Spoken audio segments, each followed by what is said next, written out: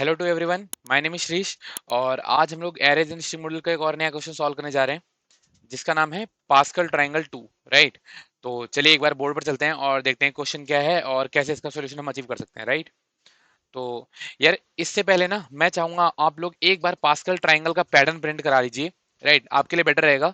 और उसका लिंक आपको डिस्क्रिप्शन में मिल जाएगा। वो क्वेश्चन है पैटर्न सेगमेंट में, एरेज एंड स्ट्रिंग में जाए, एरेज एंड स्ट्रिंग नहीं, पैटर्न में, लेवल 1 में जाके पैटर्न में, आई थिंक पैटर्न नंबर 13 है। राइट, तो एक बार वो देख कर आना और उसके बाद कंटिन्यू करना। ठीक है, अगर वो नहीं भी देख कर आते तो भी काम चल जाएगा, बट अगर वो देख लोगे तो बेटर रहेगा। राइट। तो एक बार के लिए सॉल्व करते हैं पास्कल ट्रायंगल 2। Pascal's triangle 2। ठीक है। तो देखो इस क्वेश्चन में क्या गिवन है। इस क्वेश्चन में एक पैटर्न मुझे दिया हुआ है, मुझे वो पैटर्न फिगर आउट करना है और बताना है उसका सॉल्यूशन क्या होगा। ठीक है। तो मैं एक बार के लिए वो पैटर्न लेके आना चाहूंगा। राइट। ओके। तो देखो, जैसे यहाँ पे अगर आप पैटर्न को ध्यान से देखो ना, पैटर्न कैसा है। पैटर्न है कुछ ऐसा: 1 1 1 1 2 1 1 3 3 1 1 4 6 4 1। ठीक है। तो मैं ये पैटर्न लेके आता हूँ। हाँ जी। तो देखो यार, कई बार ना इसको, इस पैटर्न को हम दो तरीके से विजुलाइज कर सकते हैं। देखो, तरीका नंबर वन क्या है। सबसे पहले तो रो नंबर 0 के लिए और रो नंबर 1 के लिए, रो नंबर 0 और 1 के लिए तो एज इट इज रहने दीजिए। रो नंबर 2 से स्टार्ट करते हैं। रो नंबर 2 से देखो, ये वाली वैल्यू ना, इसका सम यहाँ पे रख दो। ठीक है, ये रहा 2। मैं बता रहा हूँ अभी अप्रोच नंबर 0। राइट। जो हम डिस्कस नहीं करेंगे, मतलब सिर्फ डिस्कस करेंगे, कोड नहीं करेंगे, अप्रोच नंबर 0। उसके बाद हम लोग अप्रोच नंबर 1 पे आएंगे। यहाँ पे देखो, मैंने बोला कि इन दोनों का सम 2 और यहाँ पे 1 एज इट इज। इस मोमेंट पे 1 यहाँ पे, इन दोनों का सम यहाँ, इन दोनों का सम यहाँ, और अगेन 1 यहाँ पे। ठीक है। रो नंबर 4 के लिए 1 यहाँ पे, और 1 स्टार्टिंग और एंडिंग में तो 1 रहेगा ही। इस बीच में यहाँ पे देखो 1 यहाँ पे, इस वाली वैल्यू का सम ये दोनों, इस वाली वैल्यू का सम ये दोनों, इस वाली वैल्यू का ये वैल्यू इन दोनों के सम के इक्वल। ठीक है। तो ध्यान से देखो, दोबारा से मैं अपनी बात बोल रहा हूँ। मैंने क्या कहा, सबसे पहले रो नंबर 0 और 1, अगर आपको रो नंबर 0 बोली जाएगी तो वो होगी 1। रो नंबर 1 कही जाएगी रिटर्न कराने के लिए तो वो होगी 1 1। ठीक है।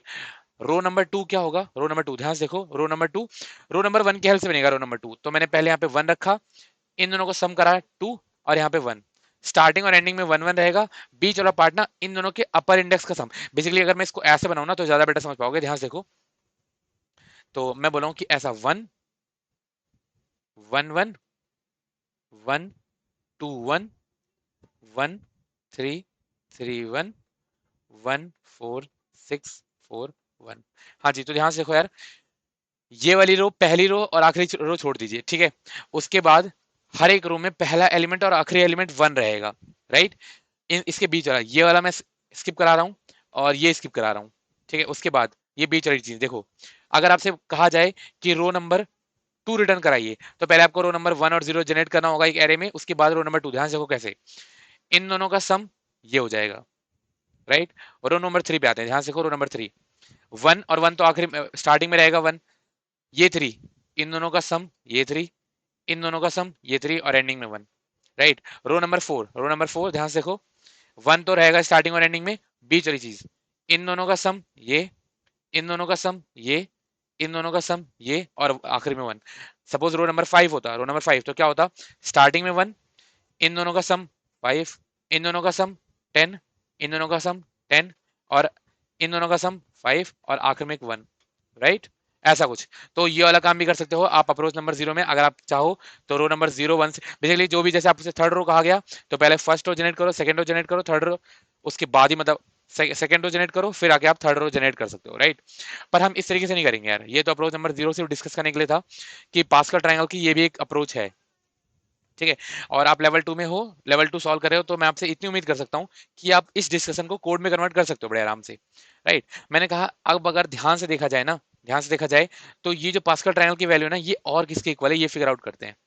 0 1 2 3 4, यहाँ पे मैं लिख रहा हूँ 0 1 2 3 4, ये इंडेक्सिंग हो गई। तो ध्यान से देखो, ये वाली चीज ना, ये इक्वल है 0 C 0 की। राइट। यहाँ पे 1 C 0 1 C 1, permutation combination. Right. ये है 2 C 0 2 C 1 2 C 2 के इक्वल। यहाँ देखो, 3C0, 3C1, 3C2, 3C3, ये 4C0, 4C1, 4C2, 4C3 and 4C4, right.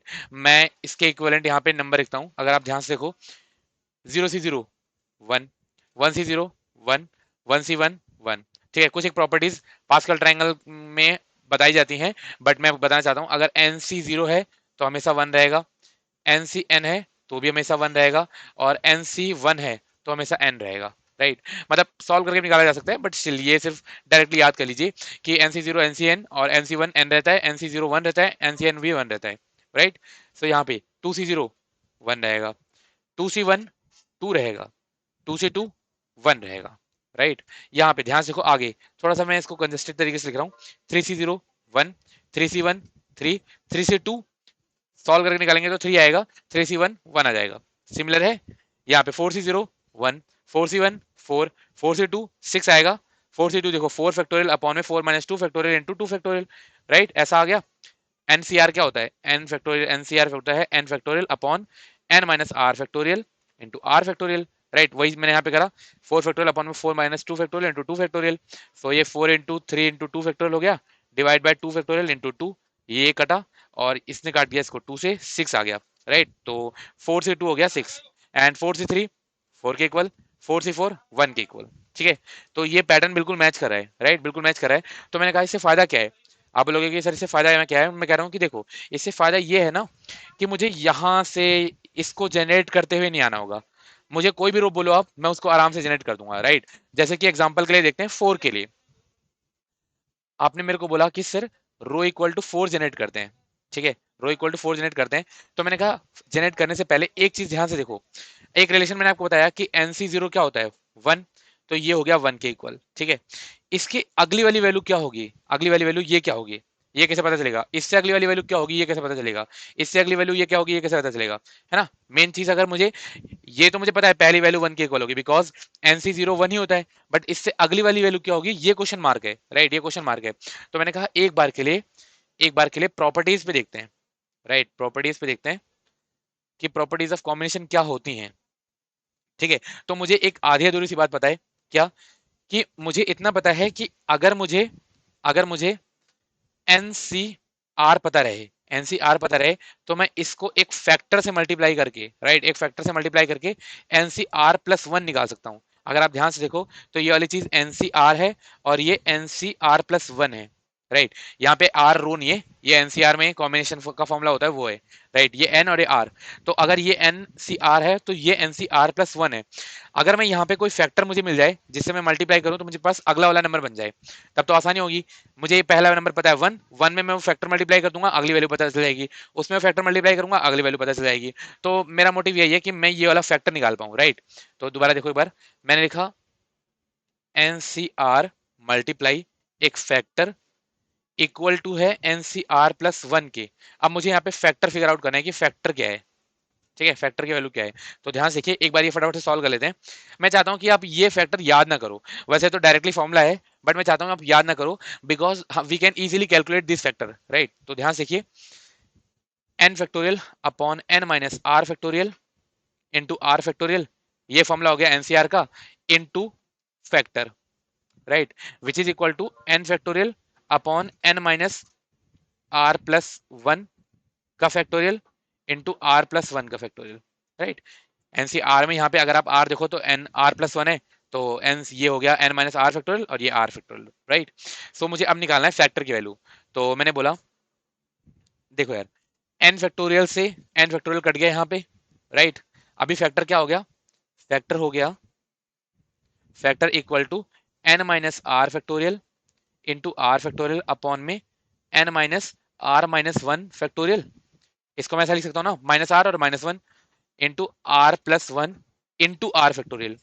देखो ये कैसे लिख दिया मैंने, देखो ये ऐसे लिखा, बेसिकली n फैक्टोरियल क्या होता है, अगर आप n फैक्टोरियल को ध्यान से देखो तो n इंटू n-1 फैक्टोरियल, ये मैं लिख सकता हूँ, राइट। सो मैंने वही यहाँ पे यूज करा, R+1 फैक्टोरियल को मैंने लिख दिया R+1 इंटू आर फैक्टोरियल, ठीक है। तो देखो इससे एक और टर्म कट गई, ये वाली चीज इससे कट गई, राइट। अब देखो मैं n माइनस आर को ना n minus R into n minus R factorial को क्या कन्वर्ट कर रहा हूँ, अगले स्टेप में देखते हैं। मैंने बोला factor equal to N minus r multiply n minus r minus one factorial upon में n minus r minus one factorial into r plus one. ठीक है, तो इससे कट गया ये। अब देखो इस नंबर से ये वाला नंबर कट गया। फैक्टर क्या आया? फैक्टर इक्वल टू आया, मैं यहाँ पे लिखता हूँ, factor equal to N minus R upon में आर प्लस वन। ठीक है, एन माइनस आर अपॉन में आर प्लस वन। बट यहाँ पे एन और आर ये रो और वो वाली चीज नहीं है, नंबर वाली। ठीक है, यहाँ पे ध्यान से देखो ये क्या है। अगर मैं बात करूँ ना, अगर मैं बोल रहा हूँ कि मैं रोज पे रख रहा हूँ आई, राइट, यहाँ पे रख रहा हूँ आई, और कॉलम में रख रहा हूँ जे, राइट, कॉलम पे रख रहा हूँ जे, तो ये वाली चीज किसके इक्वल थी? अगर आप ध्यान से देखो तो ये थी आई सी जे के इक्वल, राइट, आई सी जे के इक्वल, यानी एन को रिप्लेस कर दो आई से और आर को रिप्लेस कर दो जे से। क्या बोला हूं मैं? एन को रिप्लेस कर दो आई से और आर को रिप्लेस कर दो जे से। तो मैं क्या लिख सकता हूँ? मैंने बोला फैक्टर इक्वल टू आ जाएगा इस तरीके से, i minus j upon j plus one, right. That means, ध्यान से देखिए, दैट मीन्स मैं क्या बोल सकता हूँ कि i c j multiply i minus j upon j plus one equal to हो जाएगा i c j plus one, right. ये मैंने फॉर्मूला निकाल लिया। अब ध्यान से देखो यार, ध्यान से देखिए, सबसे पहले वैल्यू इक्वल टू है वन, मैंने वन रख दिया, ठीक है, वेल एंड गुड। उसके बाद मैंने बोला अगली वैल्यू क्या होगी, अगली वैल्यू, तो मैंने कहा, अब ध्यान से देखो भाई, मुझे पहले सबसे पहले रो भी बताना होगा ना। देखो मैंने आपसे कहा कि आई इक्वल टू है four, right, I equal to four, यानी फोर्थ रो आपको जनरेट करनी है, फोर्थ रो। तो सबसे पहली वैल्यू इक्वल टू वन होगी, मैंने वैल बनाया, वन मैंने यहाँ पे पुश करा लिया, राइट, वन मैंने रख लिया। अब मुझे ये किसके इक्वल है? बेसिकली यहाँ पे j इक्वल टू जीरो था, तो ये किसके इक्वल आया? ये फोर सी जीरो के इक्वल आया। अब मुझे फोर सी वन बनाना है, फोर सी वन, तो फोर सी वन किसके इक्वल होगा? इसमें एक फैक्टर मल्टीप्लाई कर दो which is i minus j upon j plus one, right, where i minus j क्या है? आई माइनस जे, अगर आप ध्यान से देखो तो four minus zero, that is four, upon में four, sorry, zero plus one that is one. इसमें मैं फोर से मल्टीप्लाई कर दूं, राइट। फैक्टर मेरा क्या आ रहा है अभी? फैक्टर मेरा आ रहा है फोर, तो मैंने इसमें फोर से मल्टीप्लाई करा, वैल हो गया फोर अगली बार के लिए, राइट, अगली बार के लिए फोर हो गया, और जे इक्वल टू यहाँ पे हो गया वन। ठीक है, जे इक्वल टू वन। सो मैंने बोला अब मुझे देखो यहाँ पे तो फोर मिल गया, अगली वैल्यू क्या होगी? जैसे सपोज ये क्या था? ये फोर सी वन था, मुझे फोर सी टू निकालना है, तो फोर सी टू के लिए फैक्टर क्या आएगा? इस फैक्टर को मिटाता हूँ, फोर सी टू के लिए factor i minus j upon j plus one, j plus one, तो i minus j that is four minus j, four minus one, sorry, four minus one करा तो थ्री के इक्वल आया, divide by j plus one, j plus one that is one plus one, two आ गया। इसमें मैंने multiply करा क्या? इसमें मैंने मल्टीप्लाई करा फोर, तो ध्यान से देखिए ये मल्टीप्लाई हुआ, ये आ गया टू के इक्वल, राइट, तो सिक्स आ गया यहाँ पे। ठीक है, अगली वाली वैल्यू सिक्स आ गई, sorry sorry sorry sorry, factor आया थ्री बाय टू, फैक्टर आया थ्री बाय टू, मैं ये बोलूंगा फैक्टर आया है थ्री बाय टू, और मैंने वैल को मल्टीप्लाई करा तो अगली वैल्यू हो गई मेरी सिक्स के इक्वल, वे जे इक्वल टू टू। ठीक है, ये वैल्यू है फोर से टू के इक्वल। क्या हम सही लिख रहे हैं? फोर से टू, फोर से टू, हाँ जी, सिक्स के इक्वल ही था, बिल्कुल सही है। ठीक है, फोर से टू आया सिक्स के इक्वल। देन मैंने बोला इस मोमेंट पे फैक्टर की वैल्यू क्या आएगी? इस मोमेंट पे फैक्टर की value I, I minus j that is two upon में j plus one, three, multiply कर दूंगा मैं। अब देखो मेरे पास फैक्टर आया टू बाय थ्री, फैक्टर आया टू बाय थ्री, और मुझे निकालना है जे इक्वल टू थ्री के लिए, राइट, फोर से थ्री निकालना है। तो मैंने इस वाली वैल्यू में ये मल्टीप्लाई कर दिया, तो क्या आया? Six multiply two divide by three that is twelve divide by three, तो ट्वेल्व डिवाइड बाय थ्री हुआ करता है फोर, यहाँ पे फोर आ गया, राइट। अब यहाँ पे मैंने फैक्टर निकाला, इस मोमेंट पे अगर मैं फैक्टर सॉल्व करूंगा तो क्या आएगा? ध्यान से देखिए, फैक्टर आया i minus j that is one upon में j plus one that is four, factor आया वन बाय फोर, मैंने मल्टीप्लाई करा फोर से तो आ गया वन, राइट, वन आया, जे इक्वल टू फोर के लिए, right, which is four C four. इस मोमेंट पे भी फैक्टर कैलकुलेट होगा, बट वो उसका कोई फायदा नहीं है, क्योंकि अगली बार के लिए मैं सॉल्व नहीं करना। ध्यान से देखिए कैसे मैंने फैक्टर निकाला, फैक्टर आया four c i minus j that is zero upon में j plus one that is five, zero by five zero आया, पर आगे मुझे सॉल्व नहीं करना तो उससे फर्क नहीं पड़ता। ठीक है, एक बार के लिए मैं यहाँ तक की चीजों को कोड में कन्वर्ट करता हूँ, फिर ड्राई रन करते हैं। ठीक है, तो ध्यान से देखिए, इसको करते हैं फुल स्क्रीन पे। हाँ जी, तो मैंने बोला इस मोमेंट पे मुझे क्या करना रहेगा? इस मोमेंट पे मुझे इस आर के लिए पास्कल वाली रो रिटर्न करानी है, इस आर के लिए। तो मैंने सबसे पहले बना लिया एक array list of integer, array list of integer result equal to new array list, ये बन गई मेरे पास एक एरे लिस्ट, राइट। और मुझे इसी को रिटर्न कराना है, तो मैंने बोला रिटर्न कर दो रिजल्ट को, उससे पहले इस एरे लिस्ट को फिल कर लेते हैं। तो फिल करने के लिए क्या करा, फॉर लूप लगाया। फॉर फिल करने के लिए यहाँ पे पहले मैंने बना लिया वेल, वेल इक्वल टू है 0 के इक्वल, राइट, वेल 1 के इक्वल, सॉरी वेल 1 क्यों लिया हुआ है, बिकॉज मुझे पता है कि आई सी मतलब एन सी जीरो जो होता है ना हमेशा 1 के इक्वल होता है। तो मुझे पहली वैल्यू पता है हमेशा, इसको मैं आर को ना मैं क्या कर देता हूँ, आर को मैं आई कर देता हूँ, राइट, आर को आई कर दिया बिकॉज मैं आई रो के लिए सॉल्व कर रहा हूँ। और कॉलम का लूप लगा रहा हूँ, मैंने बोला for int j equal to 0 से लेकर j less than i, j less than equal to i, ठीक है, and j plus plus, right. तो ध्यान से देखिए, मैंने बोला सबसे पहले आप रिजल्ट में पुश करा दो, रिजल्ट में पुश करा दो वैल को, राइट। ध्यान से देखिए, मैंने सबसे पहले रिजल्ट में पुश करा दिया वैल को कि हाँ जी 1 तो बन गया, 1 पुश कराया। अब मुझे अगली बार के लिए वैल बनानी है, अगली बार के लिए वैल बनाना है, और मेरे पास फोर्स ही 0 पड़ा हुआ है, मुझे उसी फैक्टर में मल्टीप्लाई करना है सो दैट अगली बार के लिए वैल्यू प्रिपेयर हो जाए, राइट। तो मैंने बोला वैल इक्वल टू क्या हो जाएगा, val equal to val multiply, right, val multiply i minus j divide by j plus one, ठीक है, जे प्लस वन। ध्यान से देखो, यहाँ पे ऐसी गलती मत करना कि आप सोचो कि पहले मैं मतलब फैक्टर सॉल्व कर लूं देन उसको वैल में मल्टीप्लाई करूं, अगर ऐसा करोगे तो गलत आंसर आएगा, बिकॉज हम यहाँ पे इंटीजर से डील करें, इंटीजर नंबर से। तो 3 बाय इसको 2 बाय 3 को क्या बोलेगा 0, 1 बाय 4 को 0। तो मैं क्या कर रहा हूं, मैं पहले आई माइनस जे को मल्टीप्लाई कर रहा हूं वैल के साथ, देन डिवाइड कर रहा हूं जे प्लस वन से। देखो ध्यान से मैंने क्या करा, ये वाला तो मैंने ब्रैकेट अभी लगाया था, मैंने पहले मल्टीप्लाई कर दिया आई माइनस जे को वैल से, देन डिवाइड करा जे प्लस वन से, राइट। तो अगली बार के लिए मेरा वैल प्रिपेयर हो गया, अगले एडिशन में वैल पुश हो जाएगा, राइट। तो चलिए एक बार रन करके देखते हैं इसको, सिर्फ इतना सा कोड था, रन करा,